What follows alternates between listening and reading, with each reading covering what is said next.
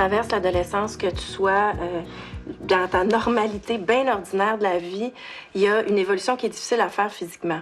Quand tu te retrouves à l'écran, dans des photos, avec que les gens analysent ton look, ton apparence, qu'est-ce que ça fait pour une petite fille? Parce que tu étais encore une petite fille à ce moment-là. Comment ça joue dans ta tête? C'est dégueulasse.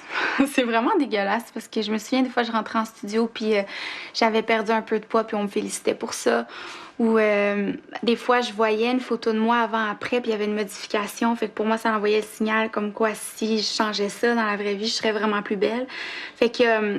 il y a aussi tout ça qui est pire pour un enfant qui est dans le show business parce que tu te vois tout le temps. Tu te vois à la télé ou est-ce que là, c'est sûr que des fois, tu vas avoir un peu plus gros.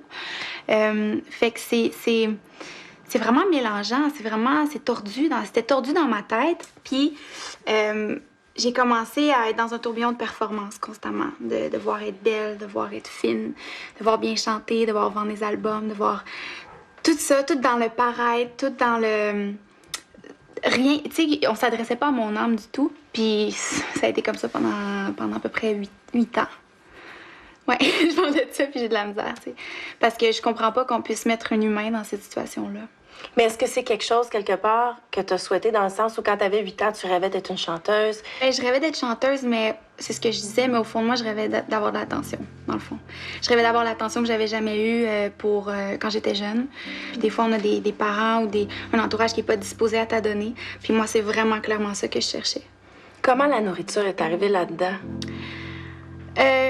Oh mon Dieu, la nourriture... J'adorais tellement manger. Je voyageais beaucoup. Puis j'avais la chance de goûter à plein de choses, dans plein de restaurants, dans plein de pays. Puis à un moment donné, je me suis rendu compte qu'en arrêtant de faire ça, en arrêtant de manger, je maigrissais. Et j'étais plus comme les filles qu'on voyait sur les covers de magazines. Puis je me faisais beaucoup féliciter, beaucoup valoriser. Je me faisais beaucoup questionner à savoir comment t'as fait pour perdre ton poids. Puis tu sais, je suis pas une personne qui est grosse naturellement dans la vie, là, tu sais. Puis je pesais comme 20-30 livres de moins que là. C'était vraiment minuscule, puis j'avais beaucoup d'attention et jamais personne qui m'a dit « Voyons, Marie, tu te sens pas faible? » Personne. Personne dans ma famille, dans mon entourage, a levé un flag. Jamais. Parce que c'est rendu normal de ressembler à ça, tu sais. C'est rendu correct, c'est même que c'est rendu bien. Les gens trouvent ça beau, c'est ce qu'ils recherchent. Fait que j'ai arrêté de manger parce que j'étais plus belle comme ça. Le lien qu'on pourrait voir entre l'anorexie et un grand besoin d'attention, c'est plus avec le fait d'avoir peut-être une faible estime de soi et d'avoir trouvé une façon de se valoriser à travers son apparence. Alors, dans ce sens-là, définitivement, je pense que le lien, on peut le voir, parce que plus une personne va ressembler aux stéréotypes qu'on nous propose, plus elle va être renforcée positivement, plus les gens vont la complimenter. Donc, moi, je vois vraiment le lien avec l'estime de soi qui est peut-être un peu faible dans ces situations-là. Une journée parfaite pour toi en termes d'alimentation, ça ressemblait à quoi? J'attendais que sur l'heure, il y ait 2 chiffres. Donc, je mangeais jamais avant 10 heures le matin parce que je savais que j'allais tenir plus longtemps. Fait que je mangeais un yogourt, puis ensuite de ça, dans l'après-midi, un café. Puis le soir, j'essayais de m'en tenir à une soupe ou des légumes crus quand j'avais vraiment faim, sinon je mangeais pas. C'est vraiment... c'est rien, là. C'est vide, c'est rien. Personne se rendait compte que je mangeais pas, ou je pense que personne voulait voir que je mangeais pas, parce que même je partais en voyage, puis j'emmenais tout le temps ma balance. Je perdais mes cheveux, là, dans ma maison, il y avait des cheveux partout. Ça faisait 1 an, 2 ans que j'avais pas de menstruation. Ma mère était au courant, puis tu sais, il n'y a jamais été question de peut-être parler de ça. J'avais tout le temps mal à la tête, j'avais tout le temps faim, j'avais tout le temps mal au ventre. Puis j'allais tout le temps magasiner parce que j'étais donc fière de porter du 0, 0, 0, tu sais. J'étais tout le temps en train de magasiner. Parce que les vendeuses me demandaient comment je faisais pour porter ça, tu sais. Puis j'étais contente. Parce que j'avais de l'attention que je cherchais depuis longtemps. Puis c'était juste une autre manière d'en avoir. Puis à un moment donné, il a fallu que je me rende compte que c'était pas nécessaire. Puis que j'allais jamais retrouver l'attention que je voulais. Puis c'était un deuil à faire. Puis avant que tu fasses ce deuil-là, ben, c'est impossible de s'en sortir. ta relation avec le mensonge? Ben c'est sûr qu'il faut mentir parce que t'as pas une alimentation du tout saine. Fait que tu sais, des fois, tu vas dire que tu prends pas d'alcool parce que t'as pris un médicament ou fait qu'il y avait souvent des petits mensonges. Mais l'affaire dans mon cas, c'est que personne me posait de questions, fait que j'avais pas souvent à mentir. C'est un peu triste, là, parce que dans ma famille, il y avait jamais de questions, de doutes, rien. Alors qu'on voyait bien que je fondais, là. Fait que c'est ça. C'est sûr que c'est frustrant pour la petite fille en dedans, tu sais. De dire que, voyons, tu sais, quand tes parents te voient pas, là, quand ta famille te voit pas maigrir de même, tu te dis, qui va me voir, tu sais? Qui? Personne. J'ai de la difficulté à imaginer qu'à un moment donné, dans le processus, t'as pas eu le goût d'aller t'asseoir avec eux, avec ta mère particulièrement, puis dire « Hey, maman, on peut-tu se parler? Peux-tu se dire quelque chose? » Mais j'avais ben trop honte. Puis j'aimais ben trop ça, être petite. Dans le fond, là, moi, je voulais pas le régler, mon problème, au début.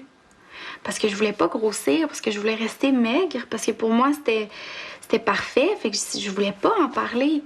Tu sais, il y a une contradiction là-dedans. Il y a la petite fille qui veut tellement de l'aide, mais il y a l'autre qui veut prendre le contrôle puis qui veut rien savoir de l'aide, tu sais. Je pense que s'il y a une main qui s'était tendue, je l'aurais attrapée. Mais il y avait trop d'ego là-dedans, puis trop de frustration pour moi faire l'effort d'aller voir mes parents. C'est comme, garde, venez me voir vous autres, sinon je reste dans mon coin. C'était vraiment, vraiment un désir profond de contrôler quelque chose. Parce que moi, dans ma vie, là, on me faisait chanter des chansons que je choisissais pas vraiment. On me proposait des vêtements, on me proposait une pochette. Pas qu'on me proposait, en fait, on me l'imposait quasiment. Parce que, dans le fond, je connaissais rien. Puis, ce manque d'autonomie-là, puis ce besoin-là de t'exprimer, il était pas là. J'avais pas cette liberté-là. Fait que je me suis dit, ben, je vais prendre le contrôle de mon corps. C'est pas compliqué, elle est toute chier, là, tu sais. Moi, si je veux être maigre, il y a pas une personne ici qui va pouvoir m'empêcher d'être maigre. Puis c'est ça que j'ai fait. Fait que c'est carrément un besoin de contrôle. C'est intéressant comment le contrôle, on peut l'expliquer dans le contexte des troubles d'alimentation parce que d'une part, au premier niveau, il y a un contrôle comportemental d'essayer de perdre du poids, de couper des aliments, de compter ses calories, de se peser, tout ça.